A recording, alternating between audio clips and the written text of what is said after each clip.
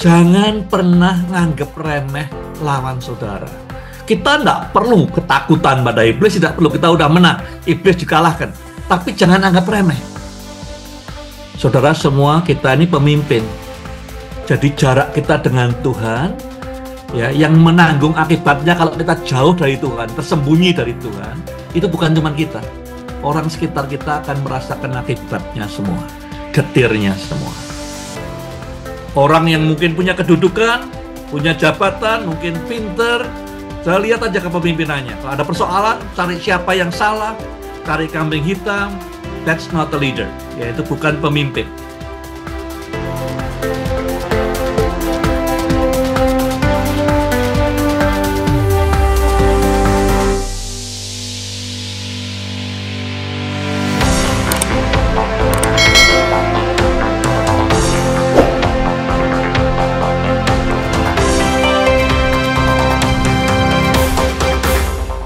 Saya beri topik kejadian 3 dan 4 ini kepemimpinan dan rasa tanggung jawab. Maxwell pernah berkata ya, apapun dalam kepemimpinan itu kita bisa kasih ke orang. Tapi tanggung jawab akhir tetap pada pemimpin. Saudara mau delegasikan, tugaskan yang lain. Soal manajemen, soal keputusan ini, soal itu bisa didelegasikan. Tanggung jawab tidak bisa. Saudara pemimpin, saudara bertanggung jawab. Yang pertama, apa sih yang kita bisa pelajari? Pelajaran kepemimpinan apa dari kejatuhan manusia? Maksudnya kita belajar supaya kita tidak ngulangi kesalahan yang sama. Karena mungkin problem yang dihadapi Hawa dan Adam waktu itu juga ada hari ini. Ya, saya fokus kepada Hawa karena di situ adalah awal dari kejatuhan manusia. Nomor satu, dikatakan di pasal 3 ya, ayat 1. Mulainya semua itu dimulai dengan adapun ular ialah yang paling cerdik dari segala binatang di darat yang dijadikan oleh Tuhan Allah. Jadi Tuhan sengaja naruh ini di bagian pertama daripada kisah kejatuhan. Ya. Harusnya Adam dan Hawa tahu. Karena Adam dan Hawa ini yang menamai, Adam khususnya menamai semua binatang. Pelajarannya apa? Jangan pernah nganggep remeh lawan saudara. Kita tidak perlu ketakutan pada iblis, tidak perlu kita udah menang, iblis dikalahkan. Tapi jangan anggap remeh. Yang ribuan tahun lalu ada, dia udah paling cerdik. Apalagi hari ini belajar dari pengalaman, belajar ribuan tahun dari kejatuhan orang-orang, dari pengalamannya berperang. Iblis cerdik. Jangan anggap remeh. Jangan pernah anggap remeh apapun juga. Baik itu persoalan di depanmu, ya, iblis atau tantangan di depan saudara. Nomor satu, jangan pernah anggap remeh. Tuhan memberi statement awal, ular itu paling cerdik. Jangan anggap remeh. Kekeliruannya menurut saya Adam dan Hawa adalah menganggap remeh kecerdikan ular ini. Banyak orang jatuh karena nganggap remeh dosa, nganggap remeh setan, nganggap remeh persoalan. Ya. Dalam pertandingan di dunia juga sama, nganggap remeh, ya, doom, jatuh. Dua, di pasal 3 ayat 4 dan 5a, namun ular itu berkata kepada wanita itu, kamu sekali-kali tidak akan mati karena Allah mengetahui bahwa pada saat kamu makan buah itu matamu akan terbuka. Iblis tahu kecerdikannya luar biasa, ya. Dia tidak usah mencoba meyakinkan manusia. Asal dia bisa membuat manusia, pemimpin, saudara dan saya bimbang. Karena Alkitab berkata dalam Ibrani, tidak ada yang bisa membuat Allah berkenan kalau tidak pakai iman. Bimbang memisahkan saudara dari iman. Jadi kalau ada pemimpin kehilangan confidence, mulai bimbang, mulai tidak ada iman, tidak bisa memimpin dengan efektif. Nah, perhatikan, kita perlu cek, recheck dalam perjalanan kita. Kebimbangan, kalau ada yang bimbang, ya Yakobus berkata, berdoa minta hikmat dari Tuhan. Bimbang tidak bawa kita kemana-mana. Keraguan, kebimbangan, tidak akan menolong kita. Dan itu senjata iblis. Tidak usah meyakinkan kita, membuat kita bimbang saja, pemimpin kehilangan efektivitasnya. Kebimbangan misahkan kita dari iman, dan tanpa iman kita tidak mungkin berkenan kepada Tuhan. Ya, jadi jangan remehkan, nomor satu. Nomor dua, jangan bimbang.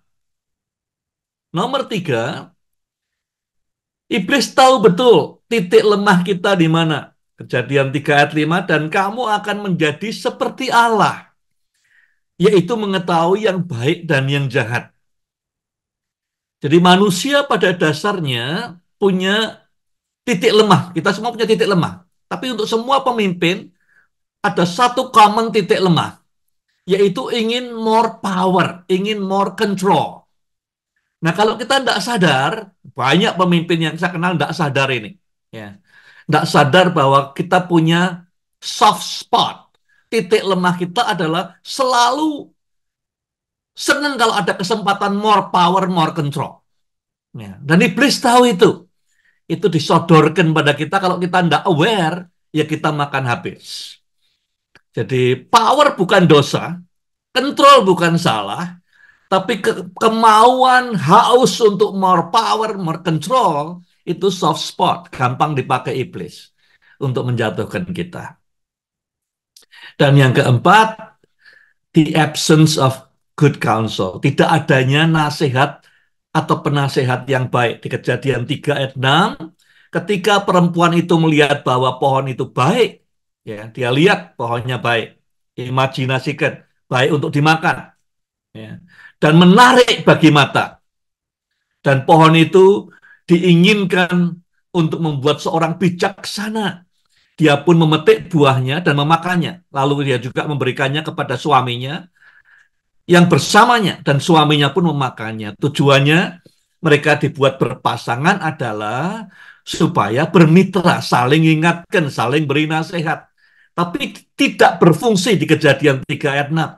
Adam berdiri di dekatnya Hawa, tidak memberi nasihat, tidak memberi teguran, tidak memberi counsel. Akibatnya apa? Jatuh. Jadi jangan pernah, sekali lagi, jangan jalan sendiri. Kadang-kadang bersama-sama tapi tidak berfungsi. Tidak beri nasihat, tidak ada teamwork, yang tidak ada gunanya juga. Jadi ada minimal menurut saya ada 4 mata yang perlu dipakai untuk memutuskan. Dia sudah pakai satu, yaitu mata imajinasi. Kelihatannya enak nih dimakan. Dia mulai merasakan juicy dan segala macam. Itu bukan mata jasmani, tapi mata imajinasinya. Kemudian dia lihat mata jasmaninya juga ngelihat, menyenangkan, wartanya ini enak gitu ya. Yang enggak dia pakai berikutnya adalah mata ilahi, spiritual eyes. Dia enggak pakai untuk melihat ini. Tuhan sudah berbicara, tapi dia lupakan itu. Dan yang keempat adalah mata mentor, mata mitra, mata teman, mata sahabat. Jadi dari 4 mata yang harusnya dipakai untuk ngambil keputusan, hanya 2 yang dipakai, kemudian dia ngambil keputusan, dia makan, dia jatuh.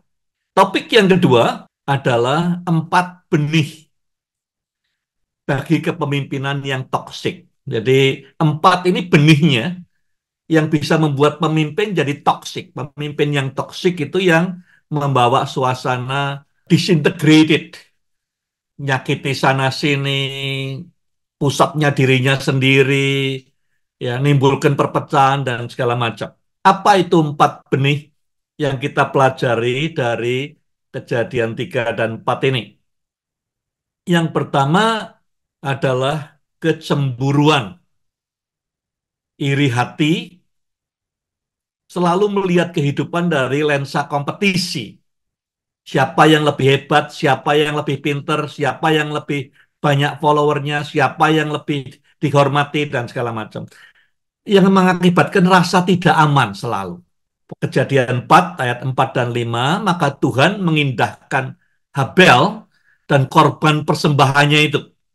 Tetapi Kain dan korban persembahannya tidak diindahkannya.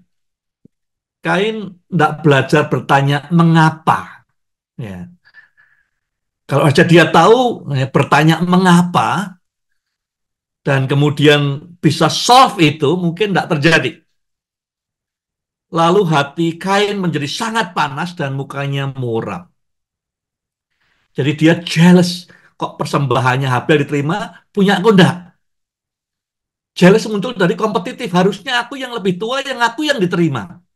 Karena dia enggak merasa yang nomor satu, yang lebih, maka kemudian jadi insecure. Ya, orang biasanya kalau mulai ngancem, mulai bentak, mulai teriak, mulai emosi, itu tanda bahwa dia insecure.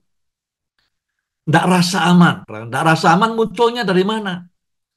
Ya tadi, ketakutan bahwa dia kalah, takut kalau apa, dan jealousy. Yang kedua, dikatakan di dalam Kejadian 4 ayat 14, aku akan tersembunyi dari hadapanmu. Jadi distant from God. Ya, kalau yang pertama tadi rasa jealousy, iri, itu adalah benih yang pertama, pemimpin yang toksik. Yang kedua, kalau kita jauh dari Tuhan. Nah, surat kalau pemimpin ya dipimpin oleh orang anak Tuhan, tapi kemudian dia jauh dari Tuhan atau dekat dengan Tuhan, saudara bisa merasakan.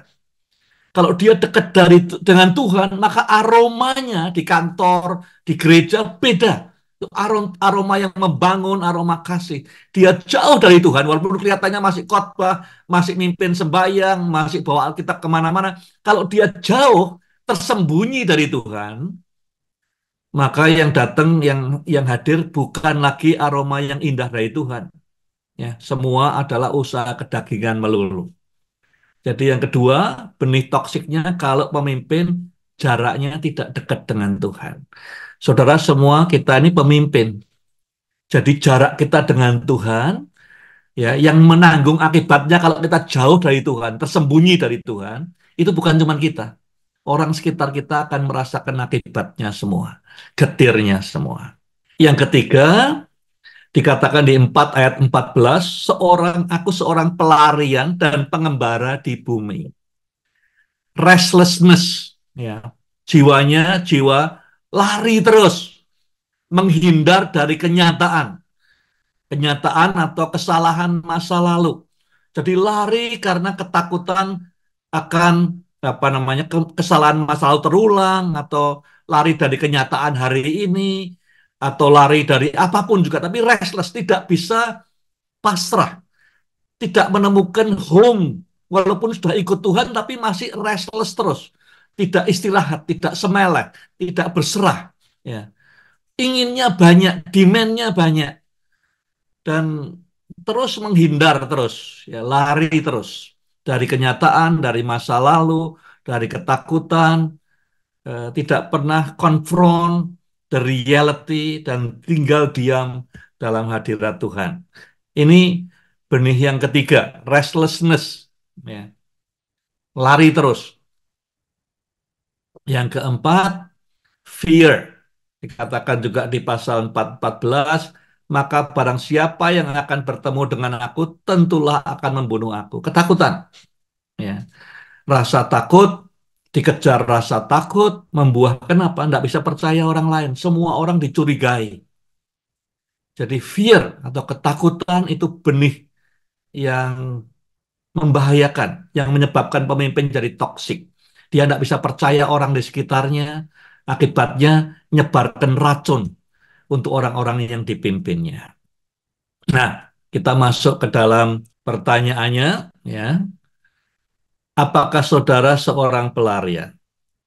Apakah saudara lari dari sesuatu di masa lalu, lari dari realitas hari ini, lari daripada, jadi kita coba bangun topeng, kita coba menghindari hal-hal tertentu, ya, karena kita tidak mau berhadapan dengan kenyataan baik masa lalu maupun hari ini. Jawabannya bisa ya, bisa tidak.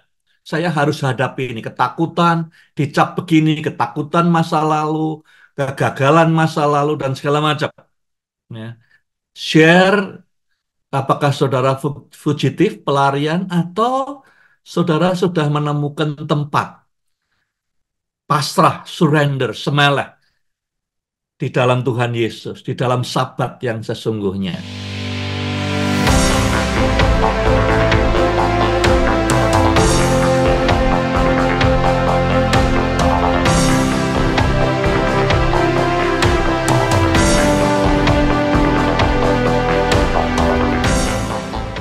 Jadi ini saya ambil quote dari John Maxwell yang tadi saya ungkapkan di awal, seorang pemimpin dapat menyerahkan apapun yang dia pegang, tugasnya, otoritasnya, banyak hal yang lain. Tapi tanggung jawab tidak bisa dilepaskan. Entah yang mengerjakan, yang gagal itu, bagian dari perusahaan, pelayanan, atau gereja yang paling bawah sekalipun, tetap tanggung jawabnya adalah di tangan pemimpin. Jangan dibalik, pemimpin yang baik, ya, kalau saudara sukses, selalu lemparkan kreditnya kepada orang-orang yang mendukung saudara. Tanpa mereka, saudara tidak bisa sukses. Saudara dipuji atas keberhasilan pelayanan, keberhasilan bisnis, selalu katakan ini semua karena orang-orang yang bersama dengan saya. Tanpa mereka, saya tidak bisa mencapai ini. Pada saat ada yang salah, ada kegagalan, ya, ada persoalan yang dikerjakan, jangan lemparkan pada orang yang bekerja bersama saudara. Ambil tanggung jawab. Walaupun yang mengerjakan salah ketik atau salah apa itu mungkin staf saudara atau mungkin volunteer atau siapapun, ya, jangan cari salahnya dia, jangan diungkap salahnya dia. Saudara sebagai pemimpin ambil ini tanggung jawab saya. Saya keliru, saya salah, saya akan perbaiki. Itu summary dari responsibility sebagai pemimpin. Kalau ada pujian, lemparkan kepada orang yang sudah pimpin. Kalau ada cacian, kritik, saudara terima, walaupun itu yang salah orang yang di bawah saudara, tapi tanggung jawab saudara pegang. 4 tanda orang yang kayaknya mimpin, ada posisinya, ada jabatannya, rasa tanggung jawabnya tidak ada. Ya. Apa sih tandanya kalau pemimpin cuman jabatan, cuman kedudukan, tapi tidak ada roh kepemimpinan, yaitu responsibility, tanggung jawab. Tanda pertama adalah kita lihat dalam Kejadian 3:12. Manusia itu berkata, atau Adam berkata, perempuan yang engkau berikan untuk bersamaku itu, dialah yang telah memberikannya kepadaku dari pohon itu, maka aku pun memakannya. Ya, tanda bahwa leadership tidak ada, itu kalau ada persoalan selalu cari siapa yang salah. Ya, cari kambing hitam. Mencari kesalahan orang lain, pemimpin pemimpin seperti ini bisa menyalahkan Tuhan juga. Ya Tuhan, kamu yang ngasih perempuan ini, yang menyebabkan aku jatuh. Ya. Jadi orang yang mungkin punya kedudukan, punya jabatan, mungkin pinter, saya lihat aja kepemimpinannya. Kalau ada persoalan, cari siapa yang salah, cari kambing hitam, that's not a leader. Ya itu bukan pemimpin. Pemimpin yang benar tidak cari kesalahan orang. Kalau ada yang salah, tanggung jawab saya sebagai pemimpin. Ya, apapun, siapapun yang mengerjakan, saya yang salah karena saya pemimpinnya. Nah, orang yang tidak punya leadership spirit seperti ini selalu cari, pasti ada yang salah, pasti ada siapa yang salah, bukan apa, tapi siapa yang salah, pasti ada. Ya, entah itu Tuhan yang salah, orang lain yang salah, cuaca yang salah, sepeda yang salah, lalu lintas yang salah, pasti ada yang salah. Gampang sekali melihat apakah saudara true leaders dengan true leadership spirit, dengan roh kepemimpinan yang benar, ya, dengan cara kalau ada persoalan, apakah pikul tanggung jawab atau cari siapa yang salah. Pasti orang yang tidak punya roh kepemimpinan selalu muncul pertama kali, ya karena cuacanya buruk, ya karena Tuhan tempatkan aku di sini, ya kenapa begini, kenapa begitu, selalu ada yang salah. Nomor 2, ya itu memalingkan muka saat lihat persoalan, ya, tidak peduli orang lain. Di Kejadian 4 ayat 9 Tuhan bertanya kepada Kain, di mana Habel adikmu?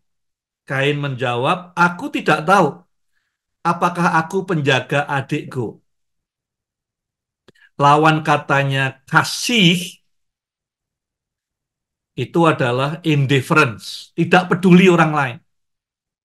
Lawan katanya kasih bukan benci, tetapi tidak peduli, memalingkan muka. Seperti cerita di Lukas 10 tentang orang Samaria yang baik. Ada orang yang dirampok luka-luka, ada orang Lewi lewat, tapi dia memalingkan muka, ya, tidak mau lihat persoalannya. Ingat ceritanya Musa waktu dia lihat ada orang Ibrani disiksa sama tentara Mesir. Musa lihat kanan, lihat kiri, dia bilang tidak ada orang yang melihat. Ada orang banyak tentu di sana, tapi tidak ada orang yang peduli, yang mau ngambil tindakan. Nah, dunia ini jadi tempat yang menyedihkan karena orang-orang yang seperti ini. Ya, lihat tapi tidak lihat, memalingkan mukanya. Ada persoalan tapi nganggapnya itu bukan persoalannya dia. Ya, ada orang dibully, ada orang dicopet, ada orang dibunuh, ada ini, ada itu. Kita memalingkan muka seperti orang Lewi, seperti imam di Lukas 10, bukan seperti orang Samaria. Ya. Jadi tidak bertanggung jawab. Yang kedua adalah tidak peduli apa yang dialami orang lain. Kita memalingkan muka. Kita anggap itu bukan persoalan saya, kita memalingkan muka. Indifference, tidak peduli. Katakan di dalam Kejadian 3 ayat 8, manusia dan istrinya itu menyembunyikan diri mereka dari hadapan Tuhan Allah di antara pohon-pohon di taman, di dalam taman. Jadi ekspresi yang ketiga daripada orang yang tidak bertanggung jawab atau pemimpin yang tidak punya tanggung jawab adalah bersembunyi. Tidak ada respon kepemimpinan yang spontan. Kalau ada persoalan selalu nunggu orang lain bertindak dulu. Ya. Ada persoalan apa, ada tantangan apa, ada kesulitan apa, selalu nunggu orang lain untuk berbuat. Ya. Tidak spontan. Ya. Tidak ada refleks langsung keluar dari hati untuk menghadapi persoalan yang ada. Jadi yang nomor tiga ini selalu nunggu orang lain. Kita sembunyi di balik orang lain. Ya, kita nunggu orang lain ngambil tindakan baru kita ikut-ikutan. Ya, selalu saja menemukan alasan untuk tidak berbuat sesuatu. Dulu waktu anak saya yang paling kecil latihan kepemimpinan umur 10 tahun, pertama kali dia ikut camp kepemimpinan, dia pulang, saya tanya, apa yang kamu pelajari? Dia bilang, ada 1.000 alasan untuk kita tidak menolong orang lain bertumbuh. Tapi ada satu alasan yang membuat kita harus menolong orang lain bertumbuh. Karena kita pun tidak bisa bertumbuh tanpa orang lain. Selalu orang yang tidak punya tanggung jawab punya macam-macam alasan untuk tidak bertindak, tidak mengambil leadership role, untuk tidak bertanggung jawab atas persoalan yang ada. Yang keempat, yang terakhir, tandanya kalau tidak ada roh kepemimpinan, artinya tidak ada rasa tanggung jawab, walaupun ada jabatan, walaupun ada kedudukan, ya, tapi tidak ada responsibility. Kejadian 4 ayat 13, kata Kain kepada Tuhan, hukumanku itu lebih besar daripada yang dapat kutanggung. Mengeluh, merengek, komplain, komplain, komplain. Kalau di sebuah pelayanan, di gereja, di perusahaan, saudara dengar komplain sana, komplain sini, saudara tahu tidak ada leadership di situ. Tidak ada godly leadership, tidak ada roh kepemimpinan ilahi di sana. Banyak di gereja, banyak di pelayanan, ya, banyak di organisasi yang lain. Caranya tahu, tanda nomor 4, kalau tidak ada roh kepemimpinan yang ilahi. Tidak ada tanggung jawab adalah banyak rengean, banyak keluhan, seakan-akan kita tidak berdaya. Pemimpin rasanya tidak berdaya, cuma bisanya mengeluh sana, mengeluh sini, komplain sana, komplain sini. Ya. Pertanyaannya selalu saya lontarkan adalah, if you are, kalau engkau ada di posisi otoritas, apa yang akan kau buat? Dia mulai berangan-angan. Aku akan begini, aku akan... Saya katakan, kamu pemimpin, kamu punya otoritas, tentu ada resikonya. Yang kamu sampaikan selama ini adalah kamu takut ngambil resikonya. Jadi complaining seringkali karena merasa dirinya tidak berdaya, Bukan karena tidak berdaya, karena dia takut ngambil resiko. That's not leadership. Ya, itu bukan kepemimpinan. Jadi di dunia ini cuma ada dua macam orang. Satu adalah pemimpin, ya. Dia dalam segala hal ambil tanggung jawab. Selebihnya orang lain bukan pemimpin, dia mencari alasan.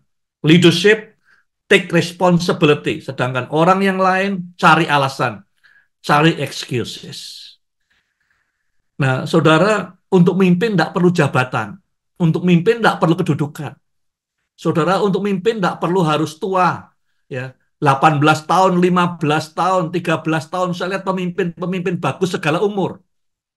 Yang penting, roh kepemimpinan adalah tanggung jawab. Ya, dan itu tidak berdasarkan umur atau kepandaian atau kedudukan. Saya berdoa setiap kita ya, betul-betul menampilkan kepada dunia roh kepemimpinan ilahi ini. Di dunia ini yang dicari pemimpin yang berani tanggung jawab, bukan yang lari, yang sembunyi, ya, tapi yang berani bertanggung jawab. Tidak hanya untuk dirinya sendiri, tapi untuk bangsa ini, untuk gerejanya.